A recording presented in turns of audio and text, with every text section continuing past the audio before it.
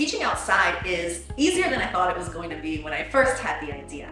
We started in the height of COVID and there was nothing really happening indoors, so it made a lot of sense to provide our academics outdoors. We do all of the core academics outside.